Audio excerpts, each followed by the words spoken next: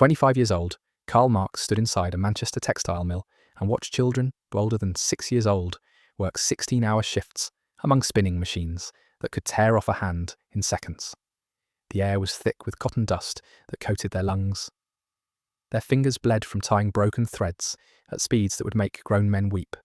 Marx had come to England in 1845 as a journalist and philosopher, already notorious for his attacks on religion and the Prussian state, but what he witnessed in those factories changed everything. The children were not there by accident or misfortune, they were there by design. The entire system, from the price of bread to the length of the working day, from the laws that governed property to the ideas taught in universities, had been arranged to put them there and keep them there. Marx walked out of that mill with a question that would consume the rest of his life and reshape the political landscape of the entire world. Why did the people who produced everything own nothing, while the people who owned everything produced nothing? The answer he developed over the next 4 decades would inspire revolutions that toppled empires, build nations that ruled half the globe, and create an ideological divide that nearly ended human civilization in nuclear fire. His name became a rallying cry for the oppressed and a curse word for the powerful. Governments banned his books. Entire academic disciplines were created to refute him. Millions died in his name, and millions more claimed he saved them. Yet for all the blood spilled and ink poured over his ideas, the man himself remains strangely misunderstood, reduced to a bearded icon on college dorm posters, or a boogeyman invoked by politicians who have never read a word he wrote. The real Karl Marx was neither saint nor demon. He was a man who loved his wife desperately and watched 3 of his children die in poverty. A brilliant scholar who could read 7 languages but could not hold down a job. A revolutionary who spent most of his life in the reading room of the British Museum rather than on the barricades. A prophet of the working class who never worked a day in a factory and relied on money from his wealthy friend Friedrich Engels to pay his rent. His masterwork, Capital, took him decades to write and was so dense that even his supporters struggled to finish it, yet it became the second most influential book in human history after the Bible. His ideas were twisted by dictators into justifications for tyranny, yet he himself despised authoritarianism and believed the workers should free themselves. He predicted that capitalism would collapse under its own contradictions, yet capitalism survived and spread to every corner of the earth. He imagined a world without poverty, without exploitation, without the state itself, yet the states built in his name became some of the most repressive in history. And still, more than a century after his death, his analysis of how capitalism works, how it concentrates wealth, how it turns human beings into commodities, how it creates the conditions for its own transformation, remains the most powerful critique ever written. You cannot understand the 20th century without understanding Marx. The Russian Revolution, the Chinese Revolution, the Cold War, the independence movements that swept through Africa and Asia, the welfare states of Western Europe, the labour movements that won the 8-hour workday and the weekend, the entire vocabulary we use to talk about class and exploitation and alienation, all of it flows from the work of this one man. Even those who despise everything he stood for live in a world shaped by his ideas. Economists still grapple with his theories of value and crisis. Sociologists still use his concepts of class struggle and ideology. Historians still debate whether history moves according to material forces or human will, the exact question Marx spent his life trying to answer. Politicians on the left invoke him to demand justice for workers. Politicians on the right invoke him to warn against the dangers of collectivism. And in moments of economic crisis, when banks collapse and inequality soars and people begin to wonder if the system itself is broken, his books fly off the shelves again. But who was he really? How did the son of a small-town lawyer become the most dangerous philosopher in history? What did he actually believe? And how did those beliefs evolve over his lifetime? Why did his predictions fail in some ways and prove prescient in others? What was he like as a person, as a husband, as a father, as a friend? And what does his work still have to say to us now, in an age of automation and climate change, and billionaires who own more than entire nations? To understand any of it, we have to go back to the very beginning, to a quiet town in the German Rhineland in the year 1818, where a boy was born into a world on the edge of transformation. A world where the old feudal order was dying, but the new industrial order had not yet been born. A world where revolution was in the air, and anything seemed possible. It is May 5th, 1818. In the ancient city of Trier, a boy is born into a household balanced between two worlds. The father has already made his choice, trading one identity for another in the name of survival and ambition. The mother holds quietly to the faith of her ancestors. The child knows nothing of these calculations yet. He arrives into a Prussia, still reeling from the Napoleonic Wars, into a family that will teach him how to navigate the space between what is inherited and what is chosen. This is the story of Karl Marx, the philosopher whose ideas would reshape nations and ignite revolutions across continents. To many, Marx remains a symbol, a name invoked in arguments about economics and power, reduced to slogans painted on banners or carved into monuments. But the real Marx was something else entirely. He was a son who watched his father bend to survive, a student who questioned everything his teachers offered, a young man caught between the weight of tradition and the pull of a world being remade by industry and ideas. Tonight we are not here for the manifesto or the barricades. We are here to meet the person behind the myth. Before we begin, please take a moment to like and subscribe. It genuinely helps other curious minds discover these stories. And let us know in the comments which figure you would like us to explore next. Now settle in as we return to Trier in the early 19th century, where a boy is about to inherit a world of contradictions. Chapter 1. A house between faiths. Trier sits in the Moselle Valley, near the border with Luxembourg and France. By 1818, it is a city layered with centuries. Roman ruins still stand in the streets, arches and gates built when emperors ruled from distant capitals. The city passed through the hands of the French during the Napoleonic occupation, and with that occupation came new laws, new rights, and then after Napoleon's defeat in 1815, a sudden reversal. Prussia took control, and the old restrictions returned. Heinrich Marx was born Herschel Mordecai in 1777. He came from a long line of rabbis. His father served as rabbi of Trier. His brother would serve as rabbi after him. But Heinrich chose a different path. He studied law, a profession closed to Jews under Prussian rule. In 1815, when the French withdrew and the Prussians arrived, the legal protections that had allowed Jews to practice law vanished. Heinrich faced a choice. He could abandon his career, or he could convert. In 1817, 1 year before Karl's birth, Heinrich Marx converted to Lutheranism. He changed his name, attended church, and aligned himself with the Protestant establishment that controlled access to the courts and the professions. The conversion was not a matter of belief, it was a matter of survival. Heinrich needed to work. He had a family to support and ambitions to fulfill. The Prussian state demanded conformity, and Heinrich gave it what it required. Henriette Pressburg, Karl's mother, came from a different background. She was born in 1788 in Nijmegen, in the Netherlands, into a prosperous Jewish merchant family. Her family had wealth and connections that stretched across Europe. When she married Heinrich in 1814, she brought financial stability to the household. But she did not convert when Heinrich did. She remained Jewish for several more years, maintaining her ties to the faith and the community her husband had left behind. The household then was split. Heinrich attended Lutheran services and moved in circles of liberal lawyers and Enlightenment thinkers. Henrietta kept her distance from the church and held to the traditions of her upbringing. The Marx family lived at 664 Brückenstrasse, a modest townhouse in the centre of Trier. It was not a grand estate, but it was comfortable. Heinrich earned a decent income from his legal practice, enough to employ a servant and to ensure his children received a proper education.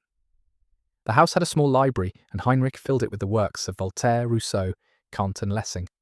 These were the thinkers who shaped his worldview, men who questioned authority and championed reason over tradition. Heinrich believed in progress, in the power of ideas to improve society, and he raised his children in that atmosphere. Karl was the third of 9 children, though only 7 survived infancy. The mortality rate in early 19th century Prussia was high. Disease, poor sanitation, and limited medical knowledge claimed many lives before adulthood. Karl's siblings included Sophie, Hermann, Henriette, Louise, Emily, and Caroline. The household was lively, crowded, and marked by the constant presence of books and conversation. Heinrich Marx was not a radical. He was a man of the Enlightenment, cautious and practical. He admired the French Revolution's ideals but not its violence. He believed in reform, in gradual change guided by reason and law. His friends included other lawyers, teachers, and minor officials who shared his liberal outlook. They met in salons and private homes, discussing philosophy and politics in a city where open dissent could draw the attention of the Prussian authorities. Heinrich taught his children to value education, to think critically, and to respect the power of ideas. But he also taught them to be careful, to understand that survival often required compromise. In 1824, when Karl was 6 years old, Heinrich arranged for his children to be baptized into the Lutheran Church. Henrietta finally converted the following year. The baptism was a formality, a legal shield more than a spiritual transformation. It allowed the children to attend better schools, to move more freely in Prussian society, and to avoid the restrictions that still bound the Jewish community. Karl and his siblings were raised as Lutherans, attending church services and receiving religious instruction. But the household never fully shed its Jewish roots. Henrietta's family remained Jewish, and the Marx children grew up aware of the faith their father had abandoned. Trier itself was a city caught between its past and its future. The Roman ruins reminded residents of an empire that had spanned continents. The Porta Nigra, a massive stone gate built in the 2nd century, still dominated the northern edge of the city. The amphitheatre, the baths, and the basilica spoke of a time when Trier had been a centre of power. But by the 19th century, the city was provincial, a backwater in the expanding Prussian state. The population hovered around 12,000. Most people worked in agriculture or small trades. The Moselle River provided a route for wine and goods, but industry had not yet arrived. The city's economy was modest, its politics conservative, and its social structure rigid. Karl's early education took place at home and in small private schools. He learned to read and write in German, studied Latin and Greek, and absorbed the classical texts that formed the foundation of a European education. His father supervised his studies closely, ensuring that Karl developed the discipline and intellectual rigour necessary for a professional career. Heinrich wanted his son to become a lawyer, to follow in his footsteps and secure a stable position in society. He emphasised practicality, warning Karl against the temptations of abstract philosophy and impractical idealism. In 1830, at the age of 12, Karl enrolled at the Friedrich Wilhelm Gymnasium in Trier. The gymnasium was the city's premier secondary school, a place where the sons of the middle class prepared for university. The curriculum focused on classical languages, literature, history, and mathematics. Students studied Homer, Virgil, Cicero, and Tacitus. They learned to translate ancient texts, to write essays in Latin, and to engage with the ideas that had shaped Western civilization for centuries. The principal of the gymnasium was Johann Hugo Wittenbach, a man whose influence on Karl would be lasting. Wittenbach was a liberal educator, a product of the Enlightenment, who believed in the power of reason and the importance of critical thinking. He encouraged his students to question authority, to examine ideas from multiple perspectives, and to develop their own judgments. Wittenbach had been educated in France and carried with him the ideals of the French Revolution, ideals that were increasingly suspect in the conservative climate of Prussian rule. He walked a fine line, teaching his students to think independently while avoiding the kind of open dissent that could cost him his position. Karl excelled at the gymnasium. He was a strong student, particularly in languages and literature. His teachers noted his ability to absorb complex material quickly and to articulate his thoughts clearly in writing.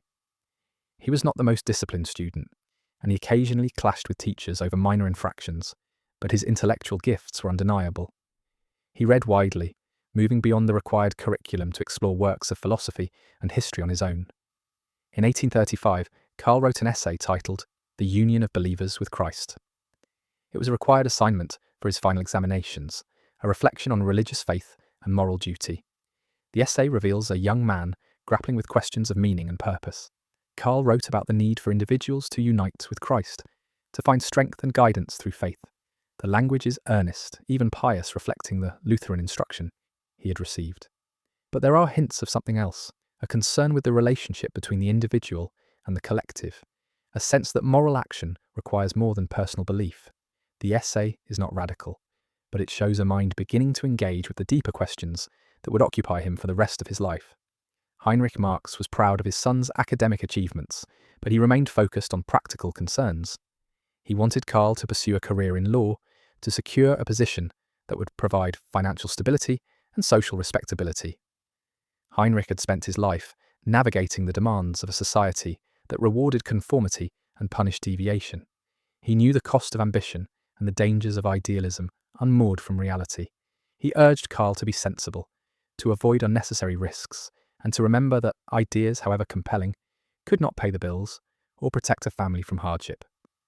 Karl's relationship with his father was close, marked by affection and mutual respect. Heinrich was not a distant or authoritarian figure.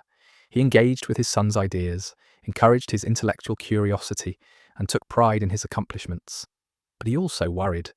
He saw in Karl a tendency toward abstraction, a fascination with ideas that could lead him away from the stable path Heinrich had worked so hard to secure. The letters Heinrich would later write to Karl are filled with this tension, a father's love mixed with anxiety about the choices his son might make. In the summer of 1835, Karl graduated from the Friedrich Wilhelm Gymnasium. He was 17 years old. His father had already decided his next step. Karl would enroll at the University of Bonn to study law. Bonn was a relatively new university, founded in 1818, the same year Karl was born. It was located along the Rhine, about 60 miles north of Trier. The university was smaller and less prestigious than older institutions like Berlin or Heidelberg, but it offered a solid legal education and was close enough to home that Heinrich could keep an eye on his son's progress. Karl left Trier in October 1835. He carried with him his father's expectations, his mother's quiet support, and the intellectual foundation laid by Wittenbach and the gymnasium. He did not yet know that the path his father had chosen for him would not hold. At Bonn, Karl found himself drawn less to the lecture halls and more to the margins of student life. He joined the Poets' Club, a loose gathering of young men who fancied themselves artists and critics of the established order. They met in taverns and rented rooms, reading their verses aloud, arguing about aesthetics, and drinking late into the night. Karl contributed his own poems, earnest and overwrought, filled with images of storms and longing. They were not particularly good, but the act of writing them, of standing before his peers, and claiming the identity of a poet, mattered more than the quality of the lines. He also joined one of the student drinking societies, the Trier Tavern Club, which bound its members to the customs of the old German university culture. There were rituals, songs, and an expectation that disputes would be settled with sabres. Karl threw himself into this world with the same intensity he brought to everything. He drank too much, he argued too loudly. He ran up debts with tailors, booksellers, and innkeepers. The bills piled up, and Heinrich received letters demanding payment. One night, in the summer of 1836, Karl fought a duel. The details are sparse. He received a cut above his left eye, a small wound that healed quickly, but left a faint scar. It was the kind of youthful foolishness that could be laughed off later, but at the time it alarmed his father. Heinrich had hoped that Bonn would settle his son, that the structure of university life would channel Karl's energy into something productive. Instead, Karl seemed to be drifting toward ruin. The debts were manageable, but the pattern was not. Heinrich decided that a change was necessary. In the autumn of 1836, he arranged for Karl to transfer to the University of Berlin. Berlin was larger, more serious, and less tolerant of the kind of romantic excess that had consumed Karl at Bonn. It was a city of scholars and bureaucrats, not poets and duelists. Heinrich believed the atmosphere would force his son to focus. Karl arrived in Berlin in October 1836. The city was cold and grey, its streets wide and orderly. The university was housed in a grand building on Unter den Linden, and the professors carried themselves with a gravity that Bonn had lacked.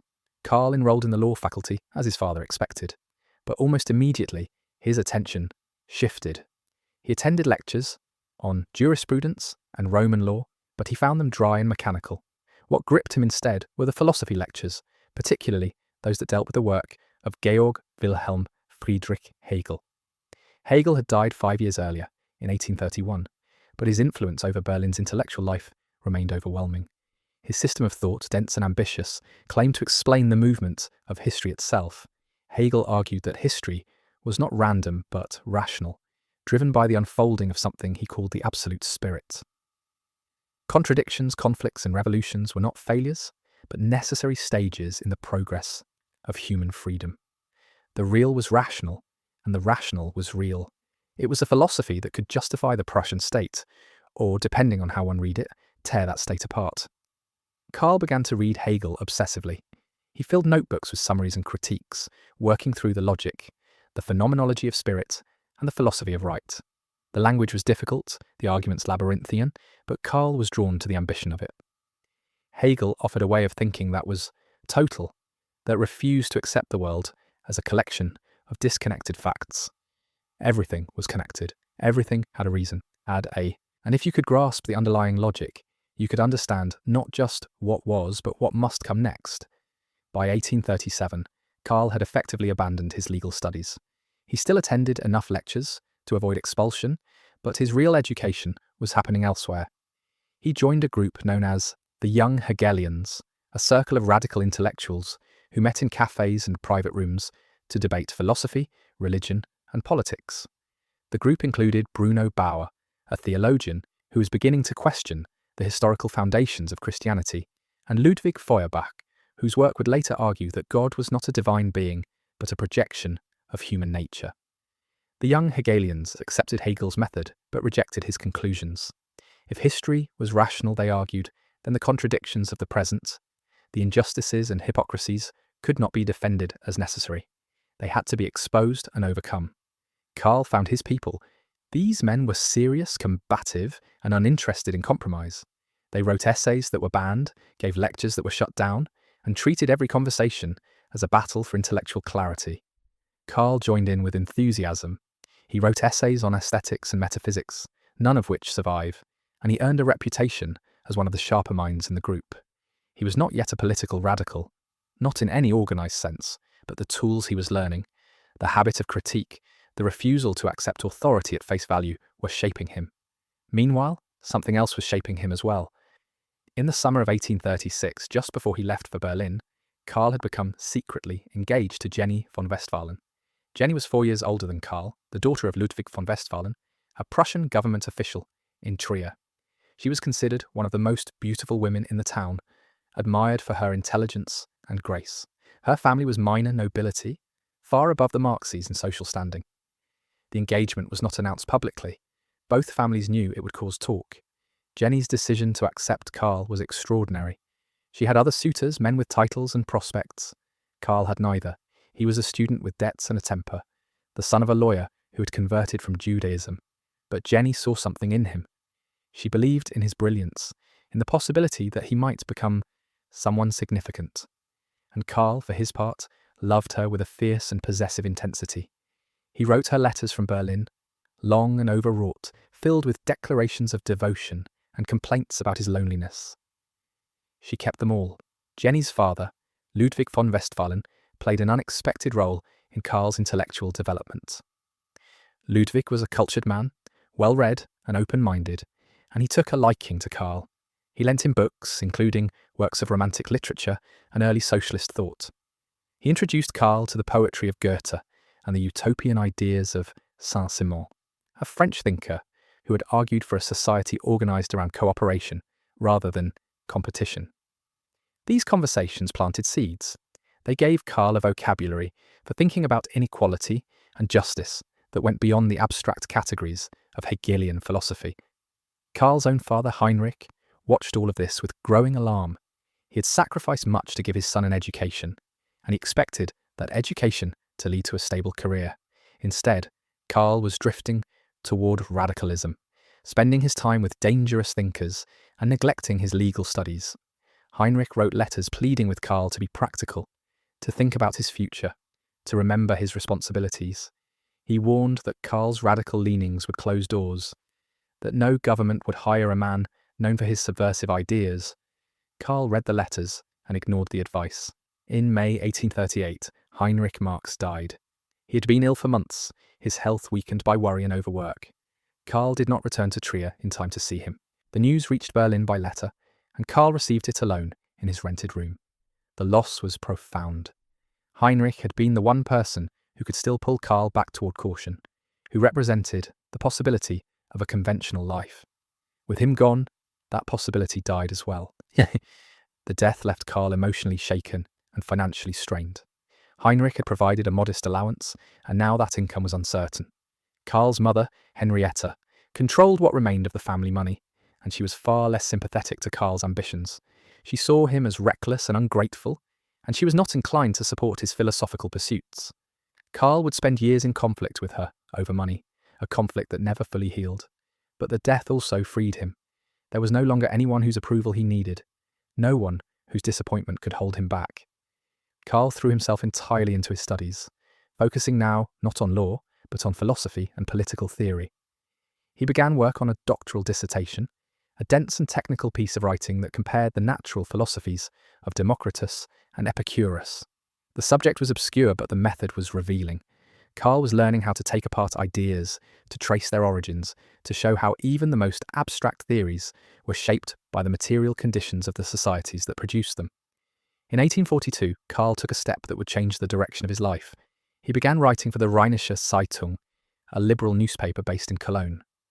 The paper had been founded by a group of wealthy industrialists who wanted a platform to criticize the Prussian government's economic policies. They were not revolutionaries, they wanted reform, not upheaval, but they needed writers, and Karl, with his sharp pen and growing reputation, was hired as a contributor. Karl's early articles were cautious, at least by his later standards. He wrote about censorship, arguing that the Prussian government's restrictions on the press were stifling debate and progress. He wrote about the laws governing the theft of wood, which criminalized peasants for gathering fallen branches from forests that had once been common land. He argued that these laws protected the interests of landowners at the expense of the poor, and he did so with a clarity and force that caught attention. The articles were read, debated, and reprinted. Within months, Karl was made editor of the paper. The work was grueling. Karl wrote constantly, often late into the night, fueled by coffee and tobacco. He argued with the censors, who demanded cuts and revisions. He argued with the paper's backers, who wanted him to tone down his criticisms. And he argued with other writers who he felt were too timid or too vague. But the work also gave him something he had never had before: a public voice, an audience, a sense that his ideas could matter beyond the seminar room. The articles he wrote during this period were not yet Marxist, not in the sense that word would later carry.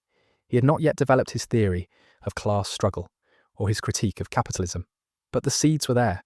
He was beginning to see that the problems he was writing about, censorship, poverty, inequality, were not isolated issues. They were connected. They were symptoms of a system, a way of organising society that concentrated power and wealth in the hands of a few while leaving the many to struggle. And he was beginning to believe that understanding that system, exposing its workings, might be the first step toward changing it. By 1843, Karl's exposure to Hegelian philosophy, his engagement with the young Hegelians, and his work as a journalist had laid the foundation for everything that would follow. He was no longer the reckless student who had duelled in Bonn, or the dutiful son who had tried to study law. He was becoming something else: a critic, a radical, a man who believed that the world as it was could not be defended, only explained, and then transformed. He did not yet know how to do that, but he knew that he would spend the rest of his life trying. By 1835, Karl Marx stood at the threshold of adulthood. He was 17 years old, the son of a successful lawyer in Trier, and his father had already mapped out his future. Heinrich Marx wanted his son to follow in his footsteps, to study law, to build a respectable career in the Prussian civil service. That October, Karl left home and travelled north to Bonn, where the university waited. The city sat on the Rhine, a place of taverns and lecture halls, of student societies and old stone buildings. It was supposed to be the beginning of a sensible life. It was not. Marx enrolled in the Faculty of Law at Bonn University. His father paid the fees. The curriculum included Roman law, legal history, and the foundations of jurisprudence. Marx attended some lectures. He took notes, but the law did not hold him. What held him instead was the Poets' Club, a student association devoted to literature, verse, and late nights. Marx joined within weeks of arriving. The club met in rented rooms and beer halls, where young men recited their own poems, debated the merits of Goethe and Schiller, and drank until the candles burned low.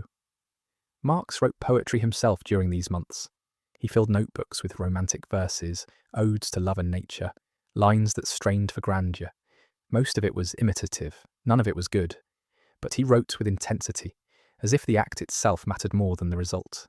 He also drank, heavily. Marx became known among his peers for his capacity and his recklessness. He attended parties that lasted until dawn. He argued loudly, laughed louder, and spent money he did not have. His father sent him an allowance, and Marx burned through it. He borrowed from friends. He ran up debts with landlords and tavern owners. In one incident that year, Marx was arrested for drunkenness and disturbing the peace. The university authorities noted it in his file. His father received a letter. Then came the duel. Dueling was illegal in Prussia, but it persisted among students as a mark of honour. Marx joined a dueling society, and in the summer of 1836 he fought. The details are sparse, the opponent's name is lost, the cause of the quarrel is unknown. What remains is the scar. Marx took a cut above his left eye, a thin line that would stay with him for the rest of his life. When his father learned of it, he was furious. He wrote to Karl demanding an explanation, warning him that this path led nowhere. Heinrich Marx had spent years building respectability, distancing himself from his Jewish roots, securing a place in Prussian society. Now his son was brawling and drinking and writing bad poetry. Marx did not return to Bonn for a second year. In the autumn of 1836, he transferred to the University of Berlin. The move was partly his father's idea, partly his own. Berlin was larger, more serious, less prone to the distractions of a smaller town. The university there had a reputation for rigorous scholarship. Marx enrolled again in the Faculty of Law, but this time he also took courses in philosophy, history, and literature. Berlin was a different world. The city had nearly 300,000 people. The streets were wide and crowded. The university sat near the centre, a sprawling institution with lecture halls that held hundreds of students. Marx rented a room in a boarding house and settled in. It was in Berlin that Marx encountered Georg Wilhelm Friedrich Hegel. Hegel had died 5 years earlier, in 1831, but his ideas still dominated the university. His books lined the shelves of every serious student. His lectures, preserved in notes and published volumes, were studied like scripture. Hegel's philosophy was dense, abstract, and all-encompassing. He argued that history moved through a process he called dialectic, a pattern of thesis, antithesis, and synthesis. Every idea contained its own contradiction, and from that contradiction came something new. History was not random. It had a direction, a logic, a purpose. The state, for Hegel, was the highest expression of human reason. Religion was a necessary stage in the development of consciousness. Everything fit together in a grand system. Marx read Hegel obsessively. He worked through the phenomenology of spirit, the science of logic, the philosophy of right. He attended lectures by professors who had studied under Hegel themselves. He filled notebooks with summaries, critiques, and questions. At first he resisted. Hegel's style was difficult, his arguments labyrinthine. Marx found it frustrating, but slowly something shifted. He began to see the power in Hegel's method, the way it could be used to analyse religion, politics, and society. He began to think in dialectical terms, to look for contradictions, to ask what came next. By 1837, Marx had joined the young Hegelians. This was a loose circle of students and intellectuals who met in cafes and private rooms to discuss philosophy and politics. They called themselves Hegelians, but they were not orthodox. They took Hegel's dialectic and turned it against the institutions Hegel had defended. If history moved through contradiction, then the Prussian state, with its censorship and its monarchy, was not the end of history. It was a stage, and it would be overcome. If religion was a stage in the development of consciousness, then perhaps it was time to move beyond it. The young Hegelians were radicals, though they rarely said so in public. They wrote articles, circulated pamphlets, and debated late into the night. Marx found his people. One of the most prominent young Hegelians was Bruno Bauer. Bauer was older than Marx by a few years, a lecturer in theology at the university. He was brilliant, caustic, and fearless. Bauer had begun his career as a defender of Christian orthodoxy, but by the late 1830s, he had turned against it. He argued that the Gospels were not historical documents, but literary creations, myths constructed by early Christian communities. He attacked the idea of a personal God, the notion of divine revelation, the authority of the Church. His lectures drew crowds. They also drew the attention of the Prussian authorities, who began to watch him closely. Marx and Bauer became close friends. They met regularly, often at Bauer's apartment, where they talked for hours. Bauer encouraged Marx to abandon law entirely and focus on philosophy. He lent Marx books, introduced him to other radicals, and pushed him to think more critically about religion. Marx, who had been raised in a nominally Christian household, began to question everything he had been taught. He read Ludwig Feuerbach, another young Hegelian, who argued that God was a projection of human desires, that religion was an illusion that needed to be stripped away. Marx found this convincing. By 1838, he had stopped attending church. He no longer believed in God. He saw religion as a tool of control, a way to keep people passive and obedient. In 1838, Marx wrote a long letter to his father. It was a confession of sorts. He admitted that he had lost interest in law. He described his intellectual journey, his discovery of Hegel, his growing passion for philosophy. He told his father that he wanted to become a scholar, to write, to teach. He knew this would disappoint Heinrich, and it did. His father wrote back with a mixture of anger and sadness. He accused Karl of wasting his time and his money. He reminded him of the sacrifices the family had made. He urged him to think practically, to consider his future, to remember his responsibilities. But Heinrich Marx was also tired. His health was failing. He had been coughing for months, losing weight. He did not have the strength to fight his son. Heinrich Marx died in May 1838. He was 56 years old. The cause was tuberculosis, though it may have been lung cancer. Karl was in Berlin when it happened. He did not make it back to Trier in time for the funeral. The loss hit him hard. His father had been the stable centre of his life, the one who paid the bills, who wrote the letters, who worried. Now that centre was gone. Marx inherited a small sum of money, but it was not enough to live on. His mother, Henrietta, controlled the rest of the estate, and she was not generous. She disapproved of Karl's choices, his radical friends, his lack of direction. The relationship between mother and son grew cold. Marx was also engaged. He had proposed to Jenny von Westphalen in the summer of 1836, before he left for Berlin. Jenny was 4 years older than Karl, the daughter of a Prussian baron. She was beautiful, well-read, and admired in Trier. Her family was aristocratic, connected to the old nobility. Her father, Ludwig von Westphalen, had been kind to Marx, lending him books and encouraging his intellectual interests.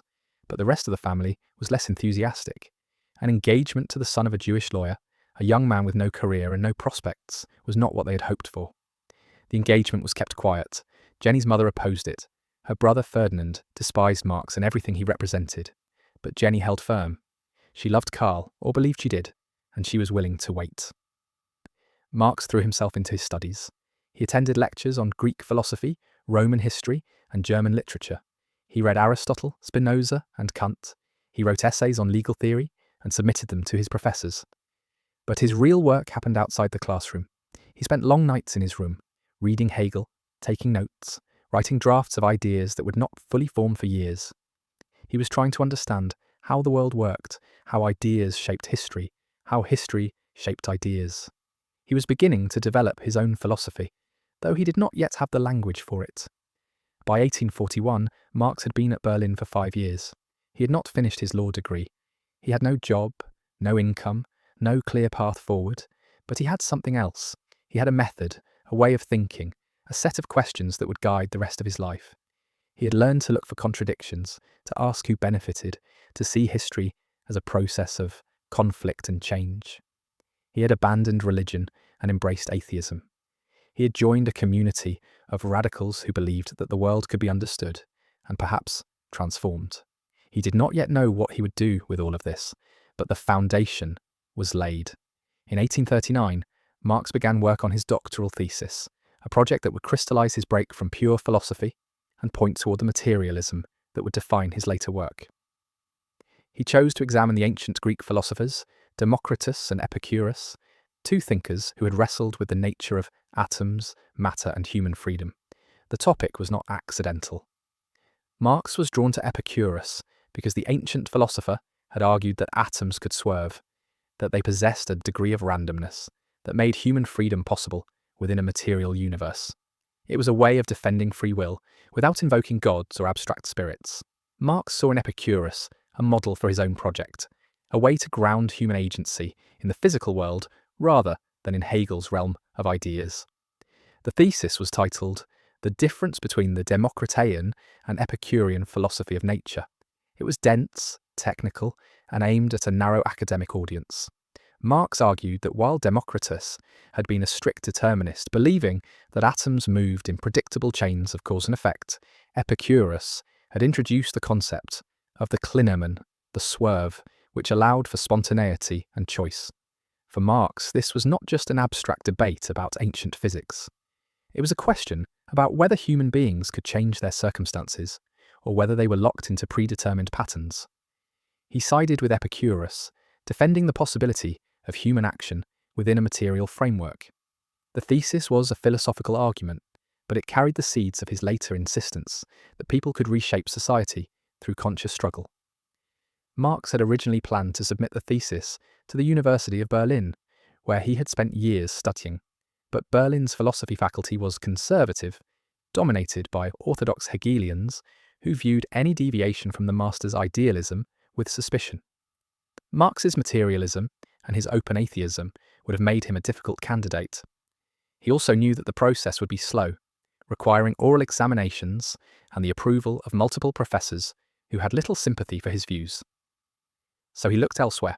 The University of Jena, located in the small town of Jena in the Duchy of Saxe-Weimar-Eisenach, offered a more practical route. Jena had once been a centre of German philosophy, the place where Fichte, Schelling, and Hegel himself had taught in the early 1800s, but by the 1840s, its reputation had faded. The university had relaxed its requirements, allowing candidates to submit theses by mail and receive degrees without the lengthy oral defences required at Berlin. It was a shortcut, and Marx took it. He sent his thesis to Jena in March 1841. The faculty approved it within weeks. On April 15, 1841, Karl Marx was granted a doctorate in philosophy. He was 23 years old. The degree should have opened doors. In theory, Marx could now pursue an academic career, teaching philosophy at a German university, but the political climate made that impossible. The Prussian government had begun a crackdown on radical intellectuals in the wake of the 1840 revolutions that had shaken parts of Europe. King Friedrich Wilhelm IV, who had ascended the throne in 1840, initially promised reforms and greater intellectual freedom, but by 1841 he had reversed course, tightening censorship and purging universities of professors deemed too liberal or too atheistic. Bruno Bauer, Marx's friend and mentor, was dismissed from his teaching post at the University of Bonn in 1842 for his writings on Christianity. The message was clear. Young radicals like Marx had no future in Prussian academia. Marx needed work. He had no independent income, and his father had died in 1838, leaving the family in financial difficulty. His mother, Henriette, was unsympathetic to her son's radical politics and unwilling to support him indefinitely. Marx had to find a way to earn a living outside the university system. He turned to journalism. In 1842, a group of liberal businessmen in Cologne founded a new newspaper called the Rheinische Zeitung, or Rheinische Gazette. The Rhineland was the most industrialized region of Prussia, home to factories, coal mines, and a growing urban working class. It was also politically restive, with a strong tradition of liberal opposition to the conservative Prussian monarchy. The founders of the Rheinische Zeitung wanted a paper that would advocate for constitutional reform, freedom of the press, and economic modernization. They needed writers who could articulate these ideas clearly and forcefully. Marx, fresh from his doctoral work and already known in radical circles for his sharp pen, was invited to contribute. His first articles appeared in the spring of 1842. They focused on freedom of the press, a subject that mattered deeply to Marx and to the liberal movement in general.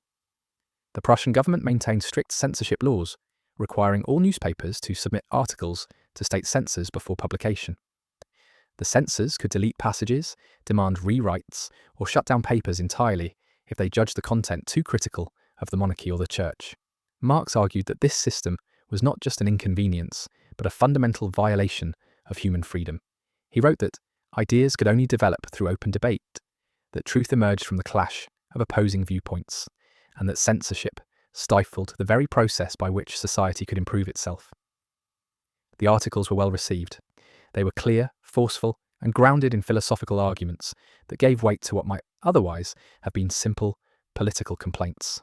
By October 1842, Marx had been promoted to editor-in-chief of the Rheinische Zeitung. He moved to Cologne, a bustling commercial city on the Rhine River, and took charge of the paper's day-to-day operations. He was now responsible not just for writing articles, but for managing a staff, dealing with censors, and navigating the political pressures that came with running a liberal newspaper in an authoritarian state. He threw himself into the work. He edited copy, wrote editorials, and worked long hours to keep the paper running. The Rheinische Zeitung's circulation grew under his leadership, reaching over 3,000 subscribers by early 1843, a significant number for a regional paper at the time. Marx used the paper to push the boundaries of what could be said in print. He wrote articles attacking the Prussian government's policies on everything from censorship to land ownership. One of his most important pieces dealt with a new law that criminalized the gathering of deadwood from forests. For centuries, peasants in the Rhineland had been allowed to collect fallen branches for firewood, a practice that helped them survive the winter. But the Prussian state, under pressure from landowners, had passed a law making this a form of theft. Marx saw the law as an example of how the state served the interests of the wealthy at the expense of the poor. He argued that the law turned a customary right into a crime, that it prioritized private property over human need, and that it revealed the class bias embedded in the legal system. The article was one of the first times Marx engaged directly with economic questions, and it marked a shift in his thinking. He was no longer just a philosopher critiquing abstract ideas. He was beginning to analyze the material structures of society, the ways in which laws, property, and economic systems shaped people's lives. The Prussian authorities were not pleased. The censors began scrutinizing every issue of the Rheinische Zeitung, demanding changes and deletions. Marx fought back, sometimes rewriting articles to slip past the censors, sometimes publishing pieces that pushed the limits of what was allowed. The government responded by increasing surveillance. Police informants attended public meetings where Marx spoke. His correspondence was monitored. The authorities compiled reports on his activities, noting his associations with other radicals and his growing reputation as a troublemaker. During this period, Marx also began to engage more deeply with the working class. Cologne was an industrial city, home to factories that produced textiles, machinery, and chemicals. The workers in these factories lived in crowded tenements, worked long hours for low wages, and had few legal protections. Marx visited these neighborhoods, spoke with workers, and began to see the gap between the liberal ideals of freedom and equality and the harsh realities of industrial capitalism. The liberals who funded the Rheinische Zeitung believed in constitutional reform and free markets, but they had little to say about the conditions faced by factory workers. Marx started to question whether political reform alone could address the deeper inequalities built into the economic system. He also began reading political economy, the branch of philosophy and social science that dealt with the production and distribution of wealth. He studied Adam Smith, the Scottish economist who had laid the foundations of classical economics in the late 1700s. He read David Ricardo, whose theories of rent and labour value had influenced British economic policy, and he began to encounter the early socialist thinkers, writers like Henri de Saint-Simon and Charles Fourier, who had argued that capitalism created poverty and inequality, and that society needed to be reorganized along cooperative lines. These ideas were still marginal in the 1840s, dismissed by most liberals as utopian or impractical, but they resonated with Marx, who was increasingly convinced that the problems he saw in Cologne could not be solved through legal reforms or philosophical arguments alone. By the end of 1842, Marx's radicalization was nearly complete. He had moved from Hegelian philosophy to materialism, from abstract critique to concrete analysis of economic and legal systems, and from liberal reformism to a growing sympathy with socialist ideas. He had also made powerful enemies. The Prussian government saw him as a threat, and the liberal businessmen who funded the Rheinische Zeitung were growing nervous about the paper's increasingly radical tone. The stage was set for a confrontation that would force Marx out of Germany and into exile, where his ideas would take their final revolutionary form. In January 1843, the Prussian government ordered the Rheinische Zeitung to cease publication. The censors had grown tired of Marx's defiance, and the authorities decided that shutting down the paper was easier than trying to control it. Marx resigned as editor in March, a few weeks before the final issue appeared. He was 24 years old, unemployed, and marked as a radical by the Prussian state. He could not return to academia, and no other newspaper in Prussia would hire him. His future in Germany was over, but his education was not. The years at Berlin, the work on his thesis, and the months at the Rheinische Zeitung had given Marx the tools he would need for the work ahead. He had learned to write clearly and forcefully. He had developed a method for analysing society that combined philosophy history, and economics. And he had come to believe that ideas alone were not enough, that the world could only be changed through action. Somewhere to the west, across the Rhine, and beyond the borders of Prussia, other radicals were gathering, organising, and preparing for the struggles to come. It is October 1842. Cologne, a bustling city in the Rhineland, hums with the energy of political debate and intellectual ferment. Karl Marx, a young man of 24, steps into the editorial offices of the Rheinische Zeitung, a liberal newspaper known for its bold critiques of the Prussian government. Marx, with his sharp features and piercing eyes, takes up the mantle of editor, determined to use the press as a weapon against oppression. His first task is clear: to challenge the suffocating grip of Prussian censorship laws. Within weeks, his editorials begin to appear, each one a calculated strike against the state's attempts to silence dissent. He argues passionately for the necessity of free expression, asserting that a society without open debate is a society destined to decay. The consequences are immediate. Authorities take notice, and the paper's circulation begins to rise among those hungry for truth. Marx's focus soon shifts from abstract principles to the concrete struggles of ordinary people. In the Mosel region, wine growers are facing economic ruin. Unfair taxation and competition from cheaper imports have left them destitute. Marx travels to the region, witnessing firsthand the desperation etched into the faces of the farmers. He writes a series of articles exposing their plight, detailing how the state's policies favour wealthy landowners at the expense of the working class. His words are meticulous, his arguments grounded in the material realities of those who suffer. The articles resonate deeply, sparking outrage and sympathy among readers. For Marx, this is more than journalism. It is an awakening to the systemic injustices that shape society. Another controversy soon captures his attention: the so-called wood theft laws. In rural Prussia, peasants have long relied on gathering fallen wood from forests to heat their homes and sustain their livelihoods. But new laws criminalise this practice, declaring it theft. Marx delves into the issue, uncovering how these laws disproportionately punish the poor while protecting the interests of wealthy landowners. His analysis is incisive, revealing how the legal system serves as a tool of class oppression. He writes, "The law becomes an instrument of the powerful, a means to strip the powerless of their last vestiges of dignity." This investigation marks a turning point in Marx's thought. He begins to see the world not through the lens of abstract philosophy, but through the concrete realities of economic struggle. Marx's editorials grow bolder, his critiques more pointed. He accuses conservative authorities of prioritizing elite interests over the welfare of the poor, labeling their policies as morally bankrupt. His words draw the ire of the Prussian government, which views the Rheinische Zeitung as a dangerous threat. Surveillance increases, and the paper's offices are frequently visited by state agents. Yet Marx remains undeterred. He continues to publish, each article a testament to his growing conviction that the system itself must be challenged. In November 1842, a young man named Friedrich Engels visits the Rheinische Zeitung offices. Engels, just 22 years old, is already a published writer and a vocal critic of capitalism. The two men meet briefly, exchanging ideas about the pressing issues of the day. Though their initial encounter is fleeting, it marks the beginning of a collaboration that will shape the course of history. Engels, the son of a wealthy industrialist, brings first-hand knowledge of the exploitative practices of factory owners. His insights complement Marx's growing focus on economic analysis, providing a foundation for their future work together. Marx's editorials increasingly centre on the material conditions of the working class. He writes about the systemic failures of the Prussian government, exposing its inability or unwillingness to address poverty and inequality. His articles are not merely critiques, they are calls to action, urging readers to recognise the structural forces that perpetuate suffering.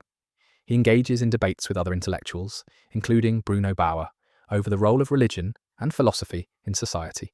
Marx challenges Bauer's idealist approach, arguing that true change cannot come from abstract thought alone. Philosophy, he writes, must descend from the heavens and grapple with the earth. By January 1843, Marx's critiques reach a new level of intensity. He publishes a scathing indictment of the Prussian Diet, accusing it of being a puppet of aristocratic interests. His words are unflinching, his tone one of righteous indignation. He writes, "The Diet does not represent the people, it represents the privilege of the few." This article, more than any other, draws the attention of the authorities. The government begins to exert pressure on the Rheinische Zeitung, threatening to shut it down unless Marx moderates his tone.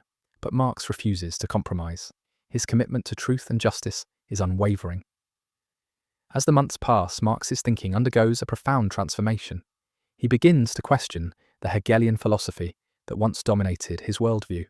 Hegel's idealism, with its focus on abstract concepts and spiritual development, no longer satisfies Marx's growing emphasis on material conditions.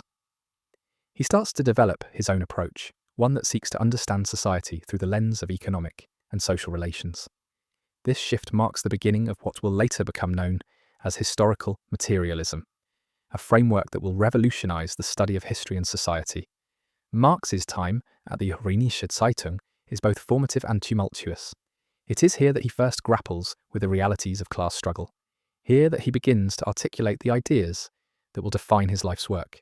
But it is also here that he faces the full force of state repression. By March 1843, the pressure becomes too great.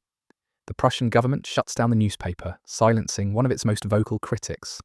Marx is forced to leave Cologne, his future uncertain. Yet even as he departs, he carries with him the lessons of these early years, lessons that will shape his vision of a world free from exploitation and oppression.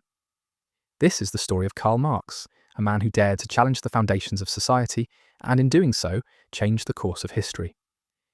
Now settle in as we return to the year 1843, where Marx is about to embark on a new chapter in his journey, one that will take him far from the Rhineland and into the heart of revolutionary thought. By early 1843, the tension between Marx and the Prussian authorities had reached a boiling point. The Rheinische Zeitung, under Marx's editorship, had become a thorn in the side of the government, its radical critiques of censorship, poverty, and the Prussian monarchy drawing ire from Berlin. The newspaper's circulation had grown, but so had its enemies.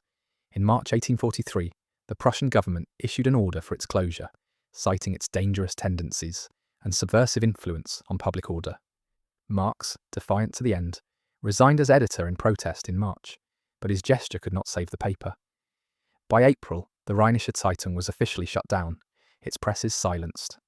This marked the end of Marx's first major platform and the beginning of a period of profound personal and intellectual transformation. Forced into unemployment and facing the reality of his precarious position, Marx retreated to Kreuznach, a small town in the Rhineland, in May 1843. There, he married Jenny von Westphalen, his longtime fiancée and steadfast supporter. Jenny, a woman of aristocratic background but radical sympathies, had stood by Marx through years of financial hardship and political turmoil. Their marriage provided Marx with emotional stability and a partner who shared his intellectual ambitions. During this period, Marx began to immerse himself in the study of French socialism and British political economy, laying the groundwork for his later theories. He read voraciously, absorbing the works of thinkers like Jean-Jacques Rousseau, Charles Fourier, and Adam Smith, while also engaging with the burgeoning socialist literature of France. Marx's correspondence with Arnold Rouge, a fellow radical intellectual, during this time reveals his growing determination to continue his critique of society. Rouge, who had also faced persecution for his political writings, proposed the idea of launching a new journal that would bridge the intellectual traditions of Germany and France. They envisioned a publication that would serve as a platform for radical thought, uniting German philosophy with French socialist ideas. Marx eagerly embraced the concept, seeing it as an opportunity to further develop his critique of capitalism and explore the possibilities of revolutionary change. The journal, titled the Deutsch-Französische Jahrbücher, German-French Annals, was conceived as a bold experiment in transnational intellectual collaboration. In October 1843, Marx made the pivotal decision to move to Paris, a city that had become the epicenter of socialist thought and revolutionary activity. The move marked the beginning of his exile from Germany and his deeper engagement with socialist ideas. Paris in the 1840s was a city of contrasts, where the opulence of the bourgeoisie coexisted with the grinding poverty of the working class. It was also a city of intellectual ferment, home to figures like Pierre-Joseph Proudhon, Louis Blanc, and Auguste Blanqui, whose ideas would profoundly influence Marx's evolving theories. Proudhon, in particular, would become a key figure in Marx's intellectual journey, though their relationship would later sour over ideological differences. Marx's arrival in Paris coincided with a period of intense intellectual activity. He quickly immersed himself in the city's vibrant socialist circles, attending meetings, debates, and lectures.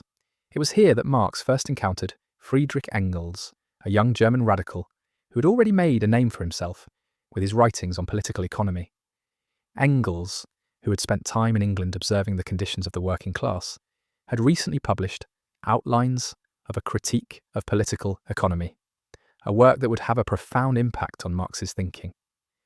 The two men quickly recognized a shared intellectual affinity, and their collaboration would become one of the most significant partnerships in the history of political thought. The Paris years marked the beginning of Marx's transition from journalism to revolutionary theory. Freed from the constraints of daily editorial work, he was able to devote himself to the deeper study of political economy and the development of his critique of capitalism. His engagement with French socialism and British political economy provided him with the tools to analyse the contradictions of the capitalist system and envision a path toward its transcendence. Marx's time in Paris was also marked by personal and professional challenges. His financial situation remained precarious, and the political climate in France was increasingly unstable. Yet despite these difficulties, Marx's intellectual output during this period was prodigious.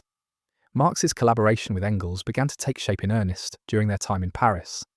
Engels, who had first-hand experience of the industrial working class in England, provided Marx with valuable insights into the conditions of labour and the dynamics of capitalist production.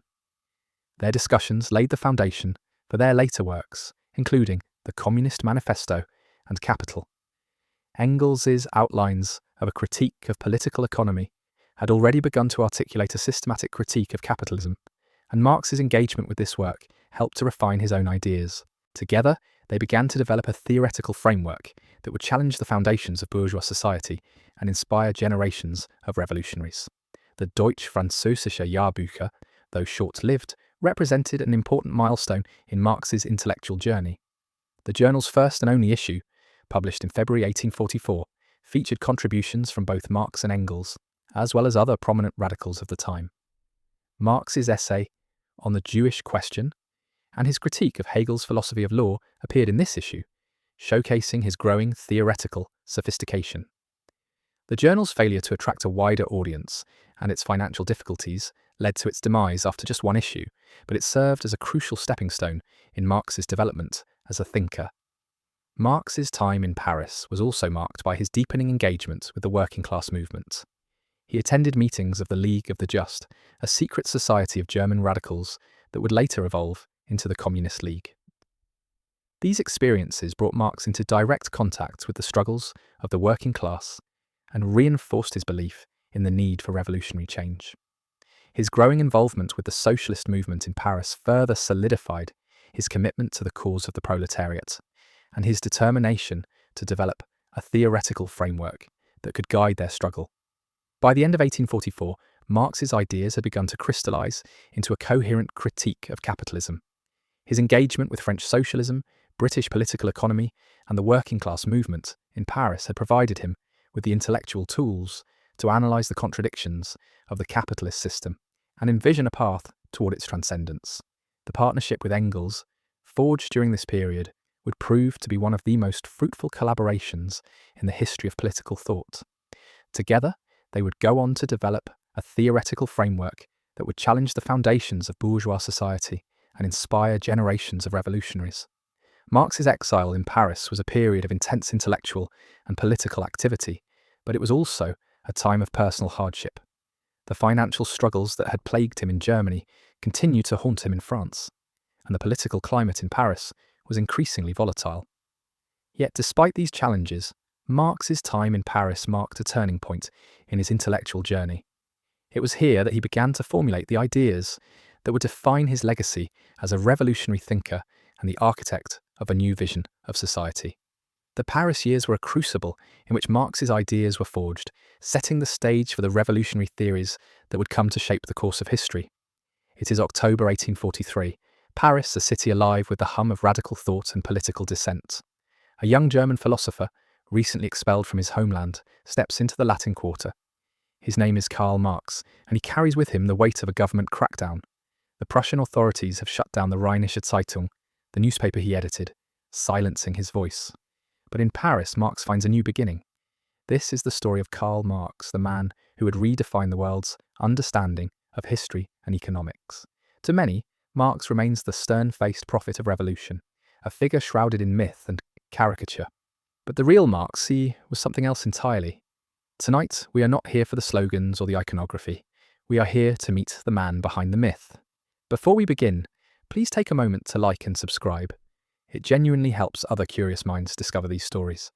And let us know in the comments which figure you'd like us to explore next. Now, settle in as we return to Paris, 1843, where a young philosopher is about to set something in motion.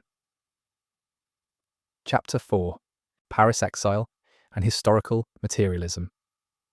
Marx arrived in Paris in October 1843, a city teeming with political exiles and radical thinkers.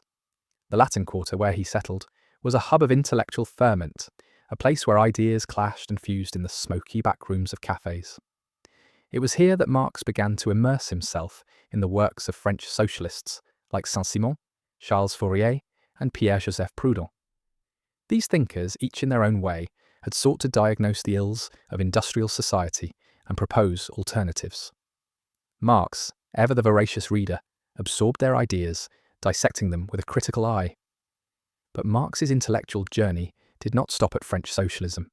He turned his attention to British political economy, delving into the works of Adam Smith, David Ricardo, and James Mill. These economists had laid the foundations of modern capitalism, and Marx sought to understand their theories deeply. He was particularly interested in Ricardo's labour theory of value, which argued that the value of a commodity is determined by the labour required to produce it. This idea would later become a cornerstone of Marx's own economic theory. In Paris, Marx also found himself surrounded by a vibrant community of intellectuals. One of the first to welcome him was Heinrich Heine, the German poet who had fled to Paris to escape censorship. Heine introduced Marx to the city's literary and philosophical circles, where he quickly became a familiar figure. Marx's sharp wit and incisive analysis made him a sought-after conversationalist, even as his uncompromising views often sparked heated debates.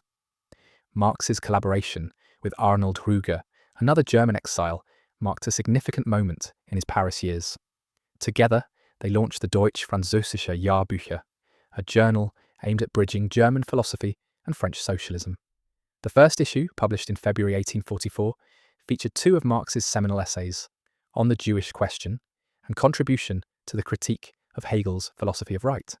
In these works, Marx began to articulate his critique of bourgeois society and the state, arguing that true human emancipation required the abolition of private property and the overcoming of alienation.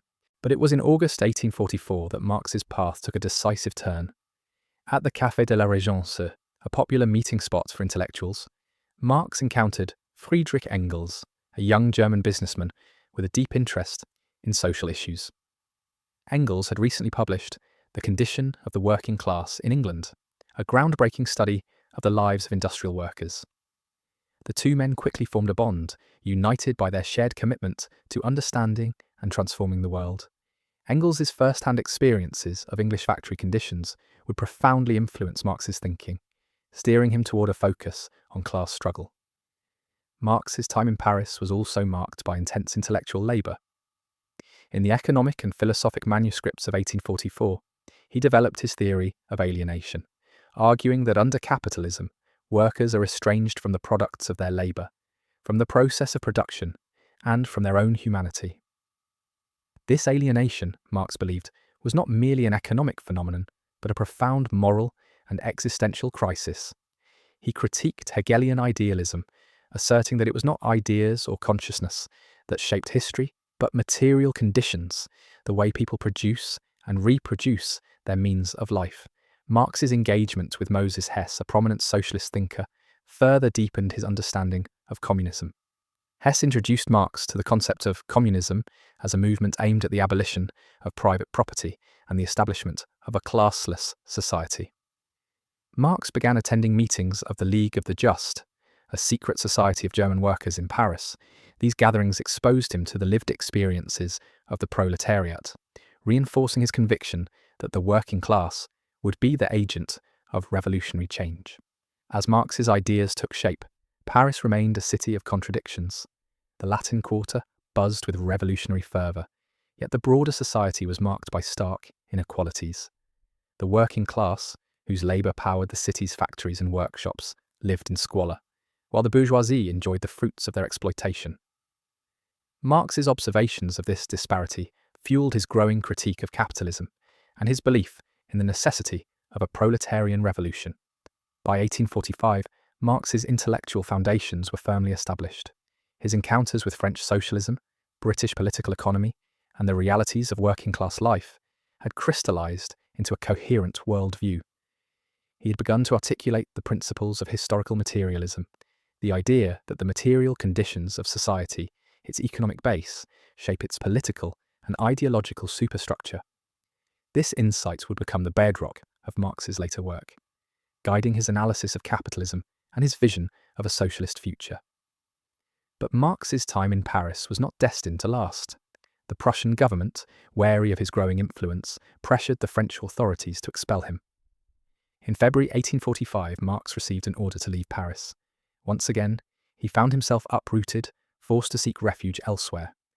Yet the ideas he had developed in Paris would travel with him, shaping the course of his life and the history of the world. As Marx prepared to leave the city that had been his intellectual crucible, he could not have known the full impact of his work. The seeds planted in Paris would grow into a towering edifice of thought, challenging the foundations of capitalism and inspiring generations of revolutionaries. But for now, there was only the next step in a journey that had only just begun. Chapter 4: Paris Exile and Historical Materialism, Part 2 of 2.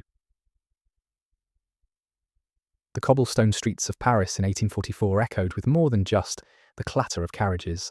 They carried the heated debates between Karl Marx and Pierre-Joseph Proudhon, two men whose ideas would shape revolutionary thought for generations. Their disagreements centered on anarchism, a philosophy Proudhon championed with his 1840 treatise,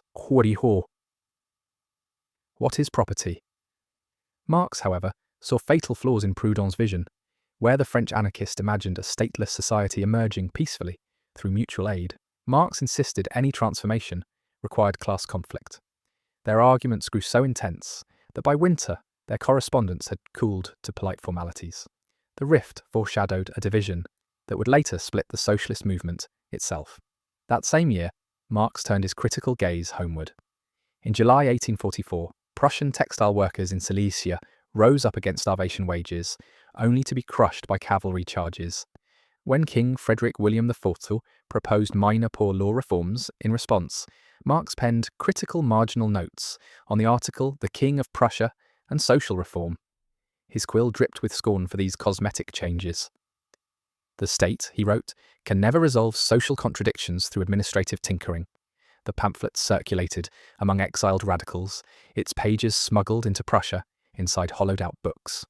Berlin's censors blacklisted it within weeks, but not before copies reached factory districts, where workers passed them hand to hand like contraband. As autumn painted the Luxembourg gardens gold, a partnership took shape that would alter history.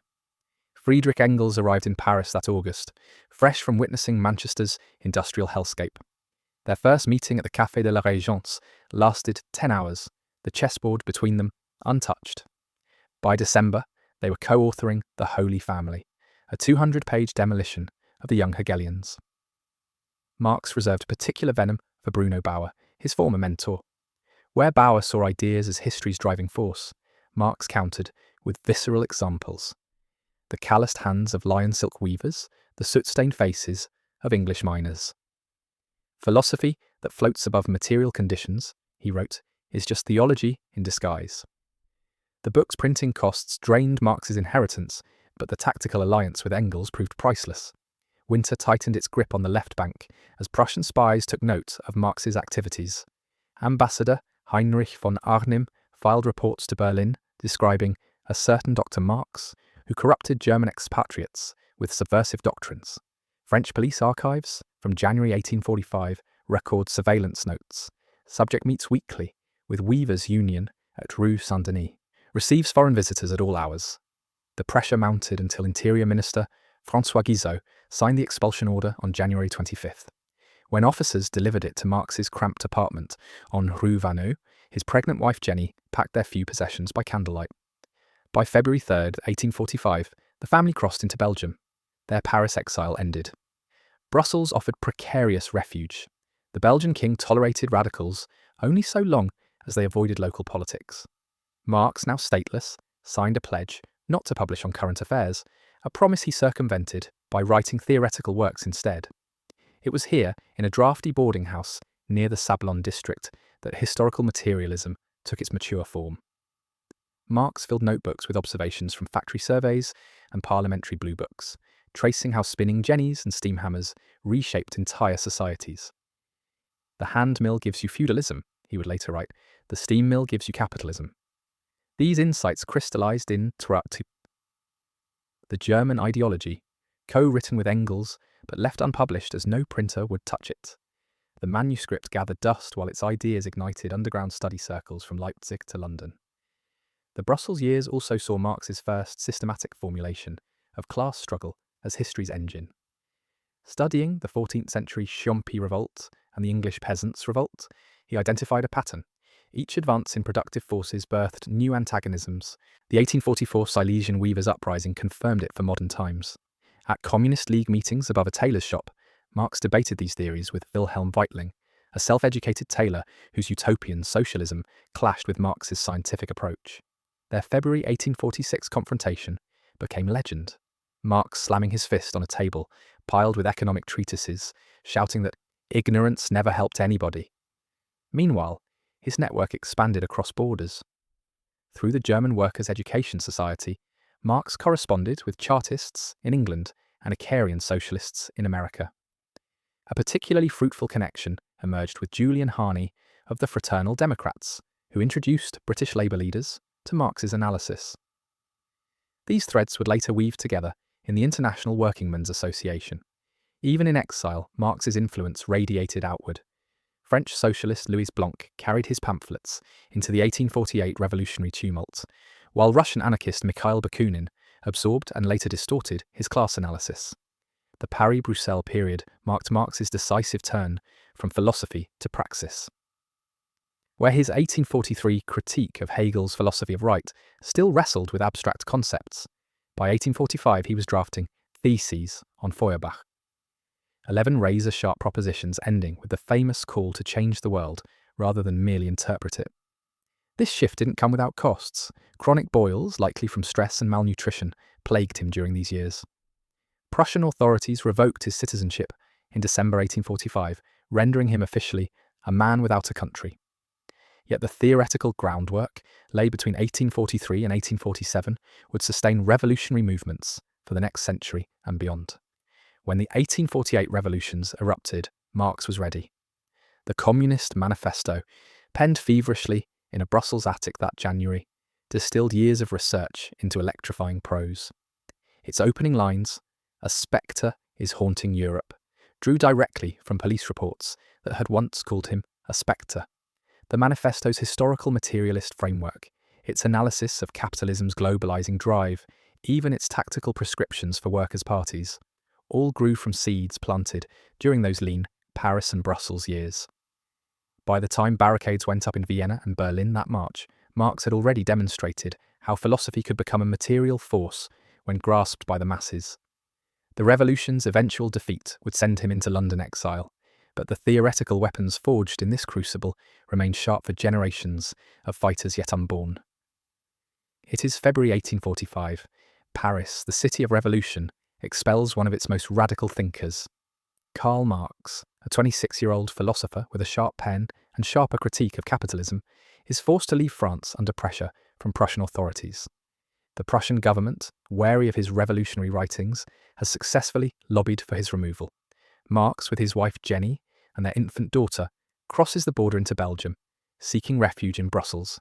He arrives in a city that is neither as grand as Paris nor as industrial as London, but it offers something crucial: temporary safety and a base from which to continue his work. What Marx doesn't yet know is that Brussels will become the birthplace of his most enduring legacy. Brussels in the mid-1840s is a city of contradictions. It is the capital of a newly independent Belgium, a nation born out of revolution just 15 years earlier. Yet it is also a place where political dissent is carefully monitored. The Belgian government, eager to avoid trouble with its powerful neighbours, keeps a close eye on exiles like Marx. For now, though, Marx finds a modest apartment at 5 Rue de l'Alliance, a narrow street in the working-class district of Saint-Josse. It is here, in these cramped quarters, that he begins to rebuild his life and his intellectual project. In December 1845, Marx takes a decisive step. He renounces his Prussian citizenship, severing his ties to the country of his birth. The move is both practical and symbolic. Practically, it shields him from extradition requests by the Prussian government. Symbolically, it underscores his commitment to a life of exile, free from the constraints of national allegiance. Marx is now a man without a country, but he is far from alone. By this time, he has been joined by Friedrich Engels, the son of a wealthy German industrialist, who has become his closest collaborator. Engels arrives in Brussels in April 1845, fresh from his experiences in Manchester, England, where he has been working in his family's textile factory. His time there has given him first-hand insight into the conditions of the working class, which he documents in his groundbreaking work, The Condition of the Working Class in England. Engels brings more than just intellectual firepower to the partnership.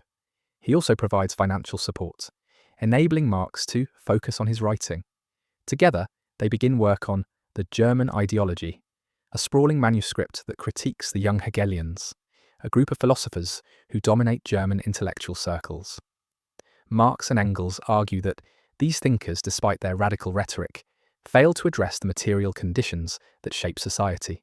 Instead, they propose a new framework: historical materialism, the idea that the economic base of society determines its political and cultural superstructure. By the summer of 1845, Marx and Engels are ready to test their ideas against the realities of industrial capitalism. In July, they travel to England, where Engels introduces Marx to the Chartists, a working-class movement demanding political reform. They spend 6 weeks in Manchester and London, visiting factories, meeting workers, and observing the stark inequalities of industrial life. The trip leaves a profound impression on Marx, deepening his understanding of capitalism's exploitative nature. It also strengthens his resolve to forge connections with working-class organisations. Back in Brussels, Marx begins to build these connections. In 1846, he establishes ties with the German Workers' Educational Society, a group of expatriate artisans who meet regularly to discuss politics and philosophy. Marx sees in these workers the potential for a revolutionary movement, but he also recognises the need for a more organised approach. To this end, he and Engels found the Communist Correspondence Committee in early 1846. The committee's goal is to unify socialist groups across Europe, fostering communication and coordination among them. It is an ambitious project, but one that Marx believes is essential for the success of the revolutionary cause.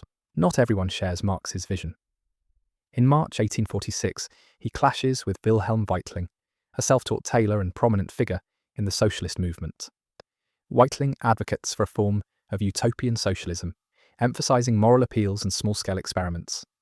Marx, by contrast, insists on a scientific approach, grounded in a rigorous analysis of economic conditions. The debate is heated, with Marx accusing Weitling of indulging in sentimental nonsense. The confrontation marks a turning point, as Marx begins to assert his dominance within the socialist movement. By June 1847, Marx and Engels are ready to take the next step.